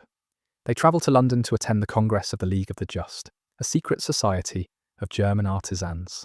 The League, which has its roots in the failed revolutions of 1848, is in need of new direction. Marx and Engels propose transforming it into a more open and revolutionary organisation. Their proposal is accepted, and the League is renamed the Communist League. Its new motto, "Workers of the World, Unite," reflects the internationalist vision that Marx and Engels have been developing. In November 1847, Marx is tasked with drafting the Communist League's manifesto. The assignment is both an honour and a challenge. Marx must distill his complex ideas into a document that is accessible to the working class, yet rigorous enough to serve as a theoretical foundation for the movement. He begins work on what will become the Communist Manifesto, a text that will go on to shape the course of history. As 1847 draws to a close, Marx delivers a series of lectures on wage, labour and capital to the German Workers' Educational Society in Brussels.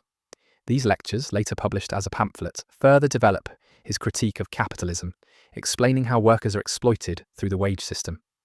Marx's audience listens intently, their faces reflecting the hardships of their own lives.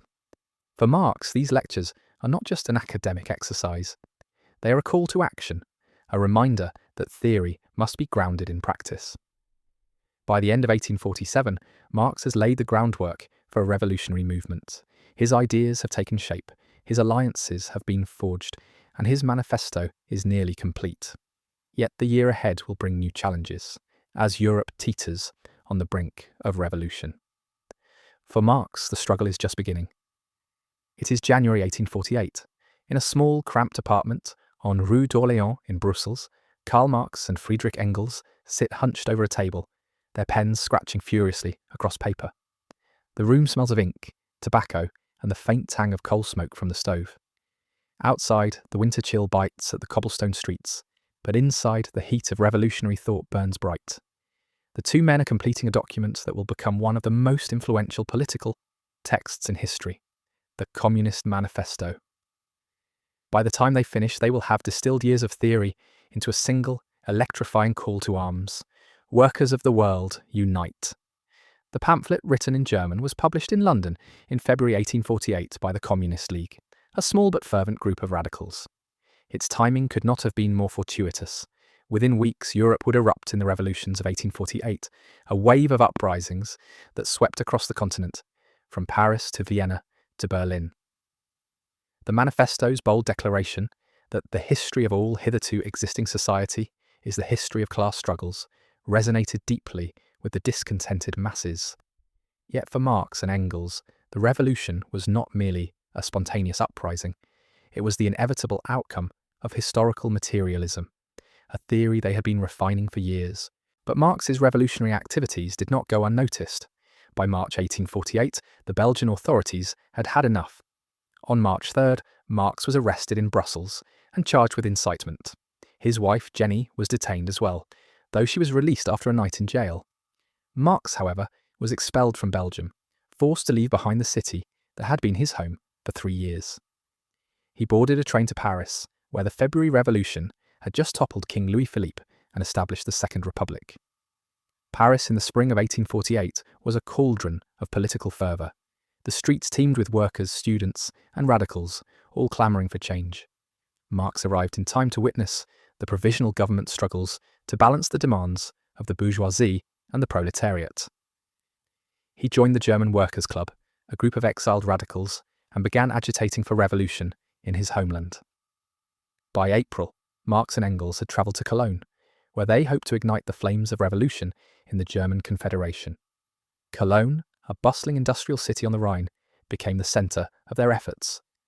In June 1848, Marx founded the Neue Rheinische Zeitung, a daily newspaper that served as the voice of revolutionary democracy.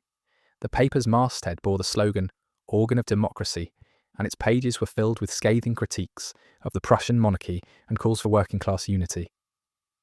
Marx, as editor-in-chief, worked tirelessly, often writing late into the night. The paper quickly gained a following, but it also drew the ire of the authorities. By August 1848, Marx was facing legal charges for inciting rebellion through his writings. He was accused of press offences and summoned to court, where he delivered a defiant defence of freedom of the press. The first freedom, he argued, is the freedom of the press. In February 1849, he was acquitted, but the victory was short-lived. The revolutionary tide was receding, and the forces of reaction were gaining strength. In May 1849, Marx was expelled from Prussia. He returned briefly to Paris, but by July he was forced to leave France as well. The Second Republic, once a beacon of hope, had turned increasingly authoritarian under President Louis-Napoleon Bonaparte. With nowhere else to go, Marx and his family boarded a ship to England in August 1849. They arrived in London, a city that would become Marx's home for the rest of his life. The Brussels years from 1845 to 1848 had been transformative for Marx. It was here that he solidified his theories of historical materialism and class struggle, laying the groundwork for his later works, including Das Kapital. The Communist Manifesto born in those cold winter months, would outlive its authors, becoming a rallying cry for generations of revolutionaries. Yet for Marx, the period also marked the beginning of a long and difficult exile, a life of poverty, persecution, and relentless intellectual labour.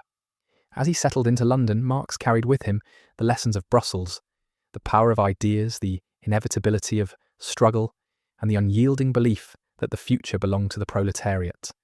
The years ahead would test his resolve, but the foundation had been laid. The world would never be the same.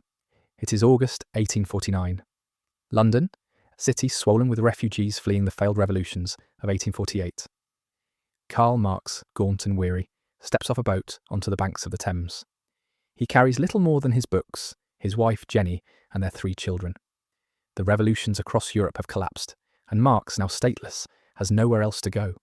London, the heart of the British Empire, will become his home for the next 3 decades. This is the story of Karl Marx, the man who would spend his exile in poverty, writing the works that would reshape the world. Marx settled in Soho, a cramped and overcrowded district in central London. The family rented a small damp apartment on Dean Street, where they would live for the next 6 years. The rooms were cramped, the air thick with the smell of coal smoke and unwashed bodies. Money was scarce. Marx, unable to find steady work, relied on sporadic journalism and the occasional handout from friends. Jenny, pregnant with their 4th child, managed the household as best she could. The children, malnourished and sickly, bore the brunt of their poverty. It was a harsh existence, but Marx was determined to continue his work. In 1850, Marx began frequenting the British Museum Reading Room, a grand, domed hall filled with the knowledge of the world. Here he would spend hours each day, poring over economic treatises, government reports, and historical texts. The reading room became his sanctuary, a place where he could escape the squalor of Soho and immerse himself in his research. It was here that Marx began to develop the ideas that would later form the foundation of his magnum opus, Capital. He filled notebooks with meticulous notes on everything from factory conditions to the price of bread, building a vast archive of economic data. In 1851, Marx's fortunes took a turn for the better when he reconnected with Friedrich Engels, his longtime friend and collaborator. Engels, the son of a wealthy industrialist, had been living in Manchester, managing his family's textile factory. He had witnessed firsthand the brutal conditions of industrial capitalism, and his experiences deeply influenced his thinking. Engels, who had already co-authored the Communist Manifesto with Marx in 1848, became Marx's most important ally. He provided financial support, allowing Marx to focus on his writing, and collaborated closely on Marx's economic theories. Their partnership would last for the rest of Marx's life. Between 1852 and 1862, Marx wrote a series of articles for the New York Tribune, one of the most widely read newspapers in the United States. These articles, which covered topics ranging from European politics to the Crimean War, provided Marx with a modest but much-needed income. They also allowed him to refine his ideas and reach a broader audience. Marx's writing was sharp and incisive, often exposing the contradictions and injustices of capitalism. His articles were widely read and helped establish his reputation as a formidable critic of the status quo. In 1852, Marx published The 18th Brumaire of Louis Bonaparte, a penetrating analysis of the rise of Napoleon III in France. The pamphlet, written in a single month, examined the ways in which Napoleon III had manipulated the political system to seize power. Marx argued that history repeats itself, but not as tragedy or farce, rather as a reflection of the underlying class struggles. The pamphlet was a critical success and marked an important step in Marx's development as a political theorist. The 1850s were a time of immense personal hardship for Marx and his family. 3 of his children, Edgar, Franziska, and Guido, died in infancy, victims of the family's poverty and poor living conditions. Marx was devastated by these losses, and they deepened his resolve to expose the inhumanity of capitalism. He wrote to Engels, "Every day my wife tells me she wishes she were in the grave with the children, and I cannot blame her." Despite these tragedies, Marx continued his work, driven by a belief that his theories could help create a better world. In 1857, Marx began drafting his economic theories in a series of notebooks, later known as the Grundrisse. These notebooks, which filled over 800 pages, represented Marx's first attempt to systematize his ideas about capitalism. He explored concepts such as surplus value, commodity fetishism, and the labour theory of value, laying the groundwork for capital. The Grundrisse was not published during Marx's lifetime, but it remains a crucial text for understanding his thought. In 1859, Marx published a contribution to the critique of political economy, a work that outlined his materialist conception of history. In the preface, Marx famously wrote, "It is not the consciousness of men that determines their existence, but their social existence that determines their consciousness." The book was a critical examination of classical political economy and marked an important step in Marx's development as a theorist. While it did not achieve widespread popularity at the time, it laid the foundation for capital. In 1861, Marx travelled to Germany and the Netherlands in search of financial support and to reconnect with revolutionary circles. He hoped to secure funding for his work and to revive the revolutionary movement that had been crushed in 1848. The trip was largely unsuccessful, but it allowed Marx to renew old friendships and gather new insights into the political situation in Europe. He returned to London in 1862, resuming his research at the British Museum. In 1864, Marx co-founded the International Working Men's Association, also known as the First International, in London. The organisation brought together workers, trade unionists, and socialists from across Europe, united by a common goal: the emancipation of the working class. Marx played a central role in the First International, drafting its inaugural address and shaping its policies. In September 1864, Marx delivered the inaugural address, calling for workers' solidarity and the overthrow of capitalism. The First International marked a new phase in Marx's political career as he sought to translate his theories into practical action. Marx's years in London were marked by hardship, loss, and relentless intellectual labour. He lived in poverty, struggled to support his family, and endured personal tragedies. Yet it was during this period that Marx produced some of his most important works, laying the foundation for his critique of capitalism and his vision of a socialist future. His exile in London was not just a time of suffering, it was also a time of profound intellectual growth and political engagement. The next chapter of Marx's life would see him complete Capital, the work that would define his legacy. By the late 1850s, Karl Marx's London exile had become a crucible of intellectual ferment and personal hardship. The modest flat at 28 Dean Street, Soho, was often filled with the scent of tobacco and the sound of heated debates. Among the most contentious of these was Marx's growing rift with Mikhail Bakunin, the Russian anarchist. Bakunin, a charismatic figure with a penchant for dramatic gestures, clashed with Marx over the structure and goals of the First International. Where Marx envisioned a centralised, disciplined organisation, Bakunin championed decentralised, spontaneous action. Their ideological differences came to a head at the 1869 Basel Congress, where Marx's vision prevailed. But the seeds of discord had been sown, and the First International would eventually fracture under the weight of these tensions. In 1865, Marx turned his attention to educating the working class directly. That year, he delivered a series of lectures to the International Working Men's Association in London, addressing the intricacies of wages, prices, and profit. These lectures, later published as Value, Price and Profit, distilled Marx's economic theories into accessible terms. He argued that wages were not determined by the whims of employers, but by the cost of reproducing labour power. This insight, Marx believed, was crucial for workers to understand their exploitation and rally for change. The lectures were well received, cementing Marx's reputation as a thinker who could bridge the gap between theory and practice. Meanwhile, Marx was nearing the completion of his magnum opus, Das Kapital. Years of meticulous research in the reading room of the British Museum had culminated in a manuscript that dissected the contradictions of capitalism with surgical precision. Marx's focus was relentless. He often worked late into the night, his desk cluttered with notes, books, and drafts. By 1866, the manuscript for Volume 1 was ready.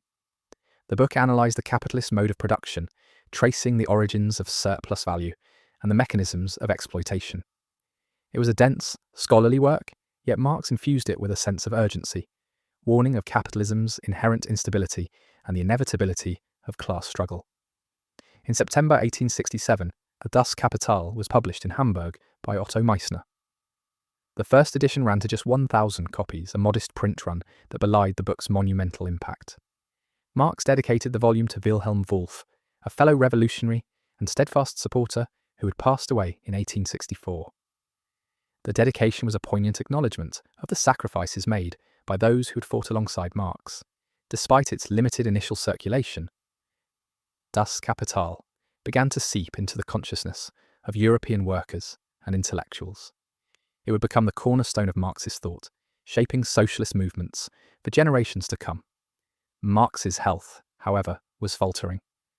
The grueling work on Das Kapital had taken its toll. Chronic liver ailments, exacerbated by poor living conditions and constant financial strain, left him frequently bedridden.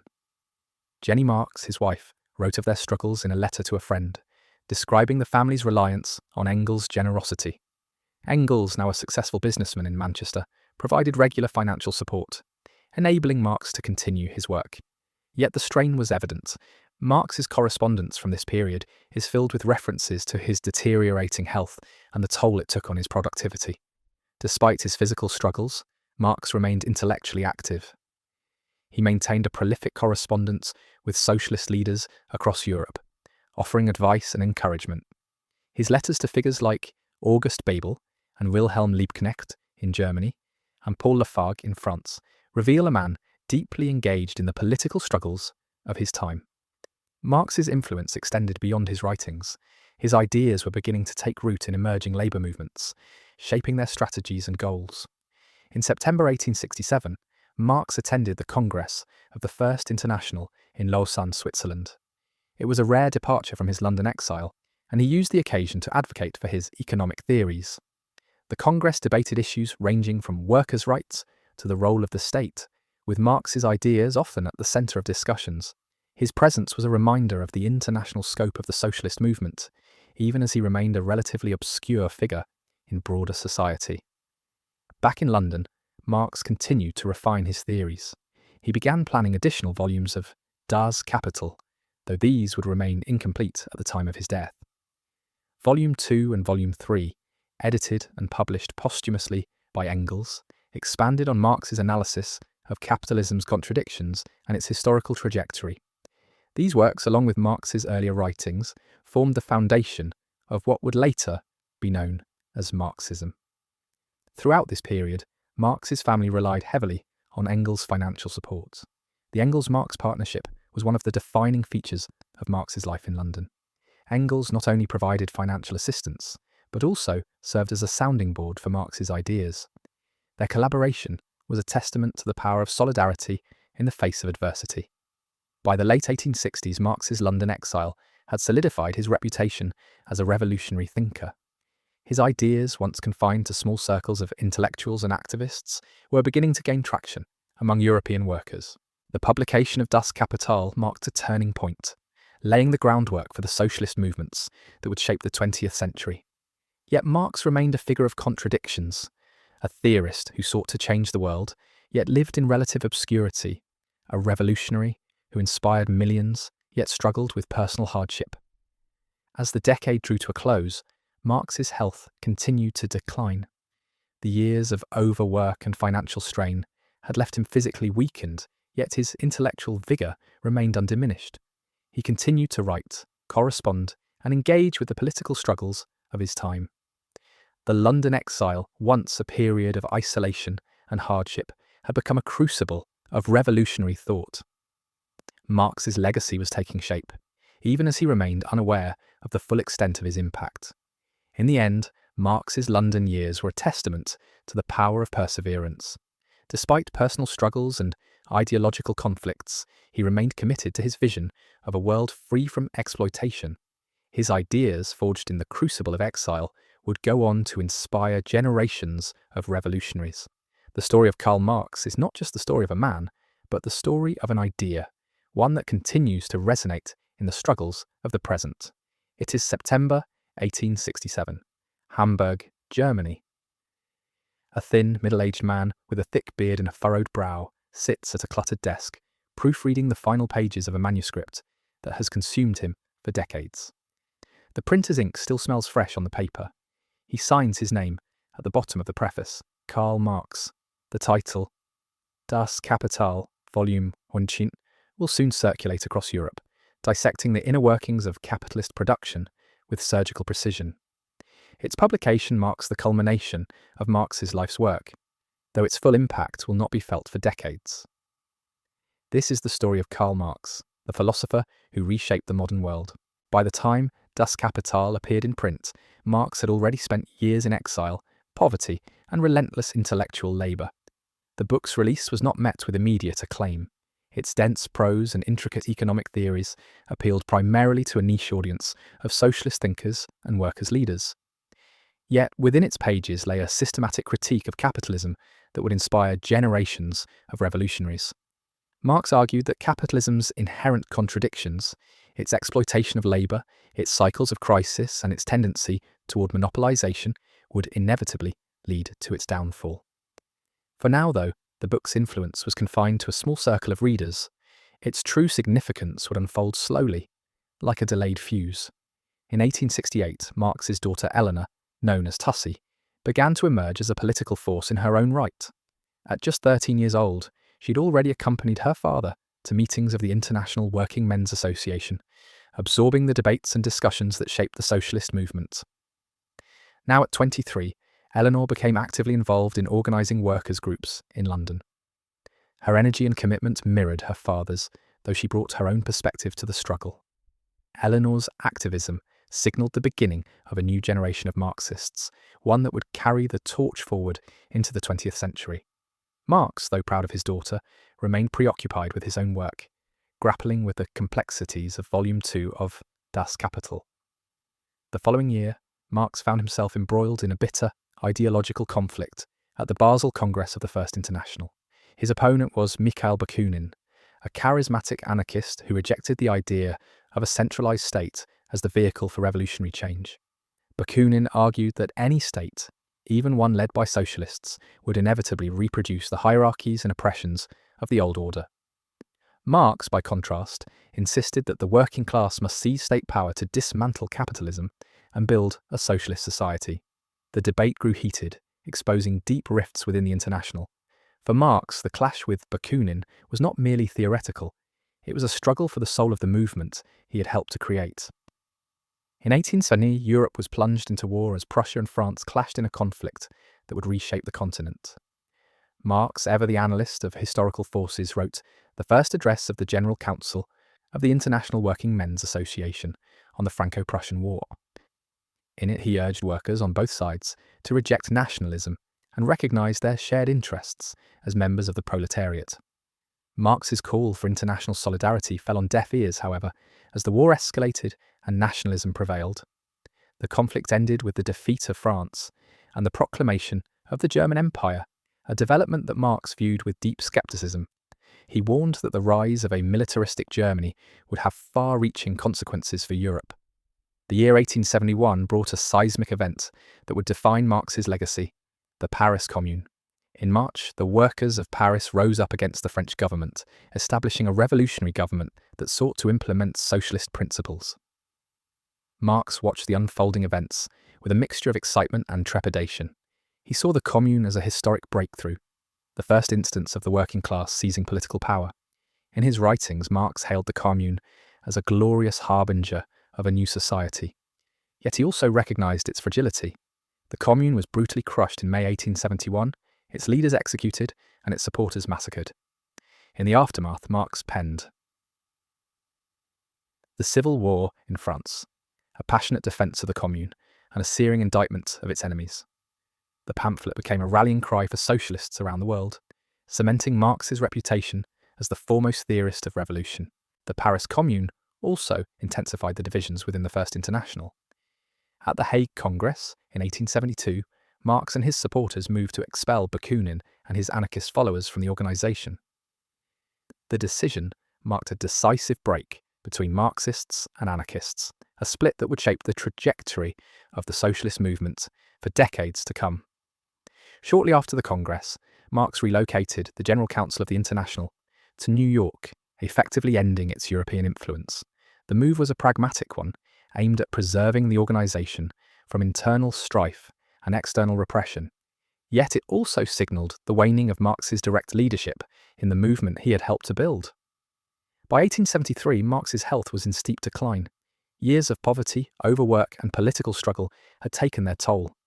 He suffered from chronic bronchitis, liver problems, and insomnia, ailments that sapped his energy and limited his productivity. Despite his failing health, Marx continued to work on Das Kapital, though progress was slow and often interrupted.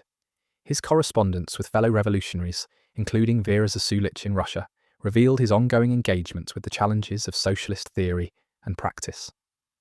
Marx's letters from this period reflect a man grappling with the complexities of history, even as his own time grew short. In 1875, Marx penned one of his most influential late works, the Critique of the Gotha Programme. The document was a response to the platform adopted by the German Socialist Workers' Party, which Marx saw as overly conciliatory toward bourgeois politics. In the Critique, Marx articulated his vision of a socialist society, emphasizing the need for a transitional period between capitalism and communism. He also reiterated his commitment to revolutionary change, rejecting the reformist tendencies that had begun to emerge within the socialist movement. The Critique became a cornerstone of Marxist theory, shaping debates within the movement for generations to come. The First International, meanwhile, was in its final throes. In 1876, the organisation was formally dissolved in Philadelphia, marking the end of Marx's direct involvement in its leadership. The International had served as a crucible for the development of socialist ideas and strategies, but its dissolution reflected the challenges of building a unified movement across national and ideological divides. For Marx, the International's demise was a bittersweet moment, a recognition of both its achievements and its limitations. The late 1870s saw the rise of Bismarck's anti-socialist laws in Germany, a repressive measure aimed at crushing the growing socialist movement.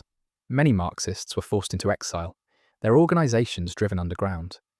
The laws dealt a blow to the movement in Germany, though they also underscored the enduring relevance of Marx's critique of the state.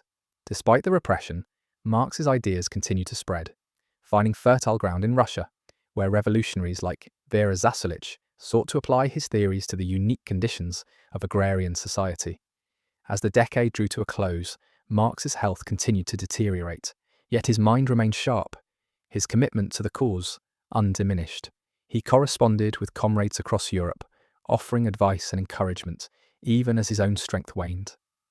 Marx's later years were marked by a quiet determination, a refusal to surrender to despair or resignation. He had spent his life analysing the contradictions of capitalism and envisioning a socialist future. Now, as the shadows lengthened, he remained steadfast in his belief that history was moving toward a better world. The story of Marx's later years is one of both triumph and struggle.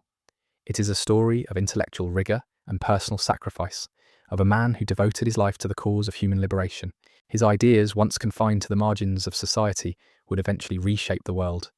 Yet Marx himself would not live to see the full impact of his work. His legacy, like the future he envisioned, was still in the making. By 1879, Karl Marx was nearing the end of his life's work, but his intellectual energy remained undiminished. That year, he collaborated with Friedrich Engels on the circular letter to Bebel, Liebknecht, Brache, a sharp critique of reformist tendencies within the Social Democratic Party of Germany, SPD. The letter, addressed to key party leaders, August Bebel, Wilhelm Liebknecht, and Wilhelm Brache, warned against compromising the revolutionary principles of socialism. Marx and Engels argued that the SPD's growing focus on parliamentary reform risked diluting the movement's revolutionary potential. The emancipation of the working class must be the act of the working class itself, they wrote, reiterating a core tenet of Marx's philosophy. The letter marked one of Marx's last major political interventions, a final effort to steer the socialist movement toward his vision of radical change. The following year, in 1880, Marx faced a deeply personal loss. His wife, Jenny von Westphalen, who had stood by him through decades of hardship, exile, and poverty, died after a long illness. Marx was devastated.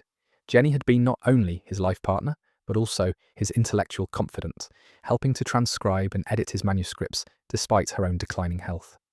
Her death left Marx emotionally shattered, and his already fragile health began to deteriorate further. "She was my life's companion," he wrote to Engels, "and now I am alone. The blows continued in 1881, when Marx's eldest daughter, Jenny Longuet, died suddenly at the age of 38. Jenny, who had inherited her father's sharp intellect and political fervour, had been a source of pride and joy for Marx. Her death plunged him into a profound grief from which he never fully recovered. "Life is nothing but a chain of sorrows," he wrote to Engels, a rare glimpse into the personal despair that haunted his final years. In 1882, Marx travelled to Algiers in a desperate attempt to recover his health. The North African climate was recommended for its therapeutic benefits, but Marx found little relief. He spent much of his time in isolation, writing little and struggling with chronic bronchitis and pleurisy. Despite the picturesque surroundings, Marx's letters from this period reveal a man grappling with physical pain and emotional exhaustion. "I am a wreck," he confessed to Engels. "Life under these conditions is not worth living." After Algiers, Marx briefly stayed in France and Switzerland, where he met with socialist leaders and comrades.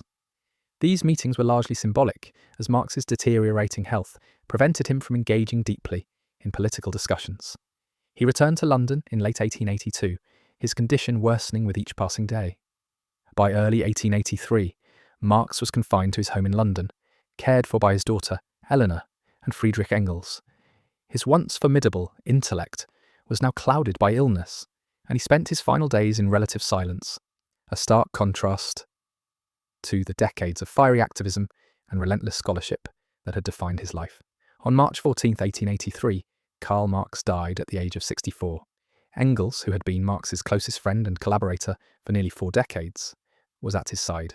"The greatest living thinker ceased to think," Engels wrote in a letter to Wilhelm Liebknecht, capturing the profound loss felt by the socialist movement. Marx's death marked the end of an era, but his ideas would continue to shape the world in ways he could scarcely have imagined.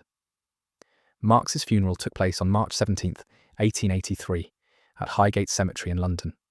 Only 11 mourners attended, a modest gathering that included Engels, Eleanor Marx, and a handful of close friends and comrades. Engels delivered the eulogy, praising Marx's intellectual legacy and his unwavering commitment to the working class. "His name and his work will endure through the ages," Engels declared, a prophecy that would prove remarkably accurate. In the years following Marx's death, Engels took on the monumental task of editing and publishing his unfinished manuscripts. Marx had left behind a vast archive of notes, drafts, and incomplete works, including the remaining volumes of Capital. Engels dedicated himself to organising this material, ensuring that Marx's critique of political economy would reach its fullest expression. In 1884, Engels published The Origin of the Family, Private Property, and the State, a work based on Marx's notes that expanded on his theories of historical materialism and the evolution of social structures. The following year, in 1885, Engels published Capital Volume 2, a continuation of Marx's analysis of the capitalist mode of production. The volume delved into the circulation of capital, exploring the mechanisms by which surplus value is extracted and reinvested. Engels' meticulous editing preserved Marx's original insights while making the text accessible to a broader audience. It was Marx's genius to uncover the laws of motion of capitalist society, Engels wrote in the preface, and it is our duty to ensure that his work is not lost. The final instalment of Marx's magnum opus, Capital Volume 3, was published in 1894, more than a decade after his death. This volume examined the dynamics of capitalist production as a whole, including the role of credit, finance, and the tendency of the rate of profit to fall. Engels' editorial work was instrumental in bringing Marx's ideas to fruition, cementing Capital as one of the most influential works of economic theory ever written. Marx's legacy extended far beyond the publication of his manuscripts. His ideas inspired generations of activists, scholars, and revolutionaries, shaping the course of history in the 20th century. From the Russian Revolution to anti-colonial movements in Africa and Asia, Marx's critique of capitalism and his vision of a classless society resonated with millions seeking to challenge oppression and inequality. Even today, his work remains a cornerstone of critical theory and a source of inspiration for those fighting for social justice. Yet Marx's legacy is not without controversy. His theories have been interpreted, reinterpreted, and often distorted by those who sought to claim his ideas for their own purposes. The failures of authoritarian regimes that claim to embody Marx's principles have led many to question the viability of his vision. But Marx himself would have rejected such distortions, insisting that socialism must be a democratic and emancipatory project, rooted in the self-activity of the working class. In the end, Karl Marx's life was a testament to the power of ideas. From his early years as a radical journalist to his final days as a revolutionary theorist, Marx devoted himself to understanding and transforming the world. His work continues to challenge us to imagine a society free from exploitation and alienation, a society in which the full potential of humanity can be realized. As Engels said at Marx's grave, his name and his work will endure through the ages. And so they have. And that is the complete Karl Marx, the most dangerous philosopher in history timeline. From his early years in Trier to his revolutionary writings and the global impact of his ideas, Marx's life was a relentless pursuit of understanding and transforming the world. His theories on capitalism, class struggle, and historical materialism continue to shape debates and movements across the globe. Whether celebrated or critiqued, his legacy remains a cornerstone of modern thought, challenging us to examine the structures that define our lives. And with that, we conclude our journey through the life and work